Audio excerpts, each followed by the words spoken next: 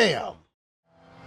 Today's build is another engine swap that takes the Mazda RX-7 GT-X from 1990 and drops in the rotary engine from the Mazda 787B. With update 1.34 with swaps and tuning parts now purchasable, we have so many options available to the community. This particular engine swap is incredible, and like any other 787B swap, its fuel mileage, power, and engine note are unrivaled. It's expensive. This tune will make you back your investment, but the swap alone is 1.1 million credits, on top a bunch of other performance points to make the most out of this tune. This swap is new, it was just added in this update, but the RX-7 has been in the game for a while.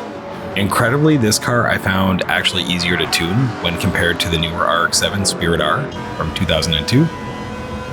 I've linked that tune above should you want to test it out.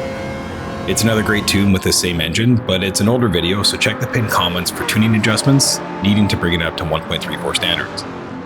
The base RX-7 is a capable car, it's got decent handling, it tends to understeer, but overall this is a pretty tame drive. But with this swap, this car turns into a monster. It improves its power, increases its range, and with some work on tuning to balance it out, it's just a beast.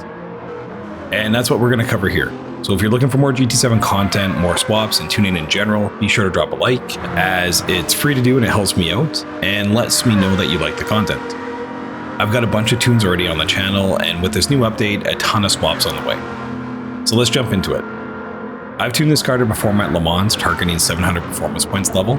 As always, at the end of the video, I'll provide a full summary with tuning specs for your reference to make it easier to tune your own car. This car is fairly balanced, tuned to 700 performance points, it handles well, and it maintains that simple and classic RX-7 design, but it just crushes everything else on the track. The best thing is you can run it on fuel mapping 1 for the entire race, which still is fairly uncommon on engine swaps. The 787B engine is so fuel efficient, you'll gain so much time with minimal pitting, and on this particular tune I was able to take first place on lap 1 in Le Mans without much effort at all, and held it for the entire race. That means that this car will perform regardless of the dynamic weather. I have no doubt you could tune this car to multiple tiers, so feel free to take the base tune and adjust it up or down to whatever you need. It does seem to handle well at 700 performance points. You could stretch it further, but I don't think it's nearly as stable around the 800 performance points level.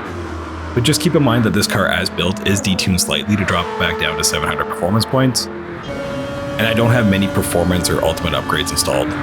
So let's talk a bit about the RX-7 GT-X. The FC3S RX-7 is a second generation RX-7. Mazda had established the model as a competent rotary sports car. The new model was shorter than the previous car, but it was wider and slightly taller, resulting in a roughly 200-pound weight increase over the outgoing model. The stock car came with a 13B Wankel engine that produced 182 horsepower and 180 pounds of torque from a turbocharged 654cc power plant.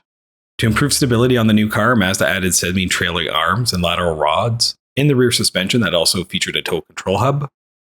In 1986, a pure sports version of the RX-7 was built, and that was a two-seater, featured BBS alloy wheels, firmer shocks, and an aluminum hood. This car remained in production from 1995 before being retired in 1991. So as mentioned, we're taking the stock car and we're dropping an engine that, when detuned for this build, will give this RX-7 roughly about 570 horsepower and 390 pounds of torque. It's a true racing engine, it's a unique rotary, and easily it's one of the most storied engines within the racing community. Not only that, its engine note is unlike anything else out there. It's legit legendary. In terms of the tune, here's what we've come up with. So we increased its performance from 600 performance points to just under 700. Horsepower, as mentioned, is 571, and it's got 389 pounds of torque. With the installed upgrades, aero, and some performance parts, we're going to detune the engine slightly. But don't worry, it still outperforms anything unlucky enough to race against it. Weight, this car is lightweight. It comes in at 2,381 pounds. Acceleration, top speed, and coordinating are all improved, and the stock car is already decent. So this is just taking that and ratcheting it up a notch. This tune has a few permanent upgrades, including a weight reduction stage 3 and increased body rigidity. Performance upgrades include a wide body kit from GT Auto, racing hard tires, along with intermediate and wet tires when used for Le Mans. I also installed wider wheels on this tune as well. It's got a fully customized suspension, a fully customized LSD. I've got front and rear aero from GT Auto on this car. Again, if you look at the aero, I left it primarily stock because I like the looks of it. It's got a full control computer. It's got a power restrictor and a ballast, and I actually added a bit of weight to this build to get it to a 50-50 balance. It's got a fully customized racing transmission. It's got racing components, including brakes, which on this tune I went with carbon, brake pads, a brake balance controller, and a racing clutch on flywheel. The brake balance controller is weighed slightly to the rear. So in terms of adjustments, I updated the body height. I tightened the suspension like I normally do. I do like this car stock, but I still felt that the steering was loose. So I wanted to add a bit more weight to it. The LSD is incredibly active. I found on this tune that if I open it up without adjusting the LSD, it was really easy to kick out the back end, especially if the car wasn't stabilized in a straight line. This transmission also does have some manual tuning to it, so pause the video if you want to get the exact gear ratios. It's tuned to max out on the Le Mans straight, and like I mentioned, this runs on Fuel Mapping 1, which is just incredible. You're basically driving at the limit for the entire race, and it's a joy to drive. You could easily run this tune at Fuel Mapping 3. I just find on Le Mans specifically, you tend to have to pit around lap 3 or 4. So I tend to run it at map 1 just because I'm pitting anyway, so I might as well just get tires and fuel at that time. But feel free to adjust the different gear ratios if you want to run it on the track slightly differently than I've laid out here. So as of this week in GT7 update 1.34, you can purchase the swaps. We're no longer dependent on roulettes, which is an amazing change to make it into the game. I'd argue that this should have been here at launch, but I'm still incredibly supportive of the change, and I'm happy they put it in. It allows players with over a collector level 50 to earn some credits and create some unique and sought after tunes to make their experience better.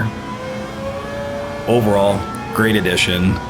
They added a few more swaps in this patch as well. I will have a full video in terms of all the swaps now available in 1.34, probably sometime next week. So let's talk about the race strategy. This one is simple, so just go full tilt. Plan to run it at Fuel Mapping 1. You will have to pay attention as you exit this car out of the corner, so even with the slightly tuned up LSD, the back end will still kick out, so just be careful on full acceleration. As always, adjust for weather. I'd recommend you keep both wet and intermediate tires on the car, just so you have options to race and can adjust accordingly. So just watch the weather and stay on the correct tires. You'll crush the entire field with this thing tuned up. You can pick up this car from the used dealership when it cycles through. The engine swap itself, if you don't have the funding, is still a roulette option, but that's tricky, like good luck with that. If you do want to purchase it, it's one of the most expensive swaps out there. Is this swap worth the 1.1 million? Rationally, absolutely not. Do you need this in your garage? Yeah, absolutely you do. This is just a great car to have. Honestly, it's awesome. So the cool thing about the 787B is that even if you don't like this specific car, there are multiple cars to take the 787B engine. So if you're not a fan of the GT-X, you have a ton of options. I've linked a video that shows engine swaps and all the donor and receiving cars. In addition, the pinned comment in that video will also show all the new additions and maintain a complete list pulled directly from GT Planet. So while the original RX-7 is an average sports car, the swap just does make it incredible.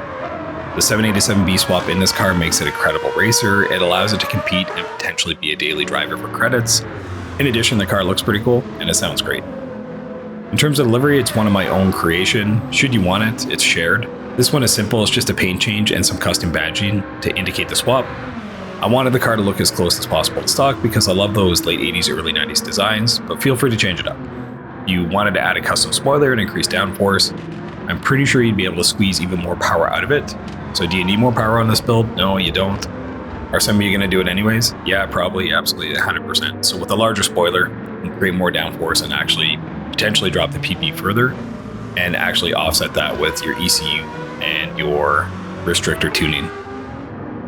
So I hope you enjoy this tune and it earns you considerable money in GT7. This one is a bit of an investment, like it's not a cheap car to build. But if you like these tunes, please like and comment below. It greatly helps with my channel growth on YouTube and it helps steer me in the direction for the content that you like. If you're looking to connect with others around gaming in general, feel free to join the Discord. If you're looking for more info on GT7 tunes and the gaming, it's just a great overall community. As always, thank you for your time. I'll see you in the next one.